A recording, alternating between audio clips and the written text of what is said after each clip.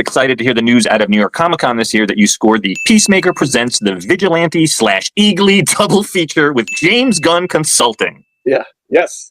There's got to be a cool story in there. You know, the world of comics is not so big. Everybody kind of knows each other. But many years ago, I did a trauma book. You know, I was a big fan of trauma.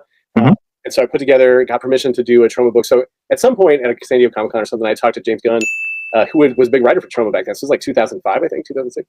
Mm-hmm. I just had asked him, like, hey, can I use some of the stuff from your movies and everything? And I asked him if he wanted to write one. And he was working on Scooby-Doo 2, I think, at the time. Mm-hmm. But, you know, like, just great guy. Same interest, obviously. We came from that sort of trauma stuff. I loved his trauma movies. He did Toxie 4, which is one of my favorite top trauma movies of all time. One of my favorite super movies of all time.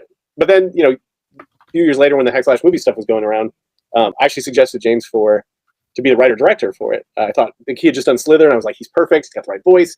He knows the stuff. So I know he had read the series because he, you know, was ready to do a pitch for it. But the studio at the time was like, wait, the guy that did Scooby-Doo? No. Which is hilarious because then he went on to become the biggest superhero movie guy with Guardians of the Galaxy. So, you know, so I always kept up with his stuff. You know, I don't get to hang out, like go visit his house or something. But I know him enough to be like, hey, how you doing? Remember me? I would really like to do something with your Vigilante. Like, I can still do that. When I saw the Peacemaker TV show, that version of Vigilante just like was burned into my brain. I was like, that is such a good take because the original was essentially like Bernie Getz, you know, or he was like, you know, who's the guy that shot the people on the subway in New York, or like Death Wish kind of thing. It was like this, you know, he's a public defender and he's taking the law into his own hands. It was like one of those 80s things, like those weird Reagan era things. And so that James take on it was that he's just a psycho who works at a restaurant and puts on this suit and goes and kills people pretty indiscriminately, and who's clearly on the spectrum.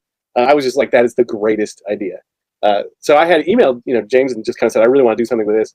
And then I told DC, like, hey, I don't know if you're doing anything with the Peacemaker versions of these, but I have an idea. And so I pitched them a couple of things and we got all together, and it's happened to work out great because they're like, yeah, we've been thinking about doing it as a double feature. And so Rex Ogle ended up doing Eagly. And they were also looking for something for Mitch Gerrits to do, or sorry, Mitch Gerrits, I always screw it up, even though I've known him for 20 years.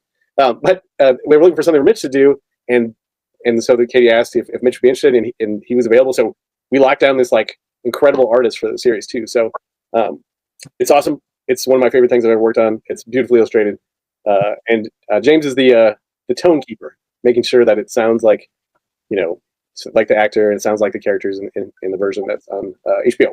Definitely look out for that. That sounds like a really cool series. I'd be excited to see your take. Yeah, it's we used all the rules of sort of the James world. Like, it takes place in Evergreen.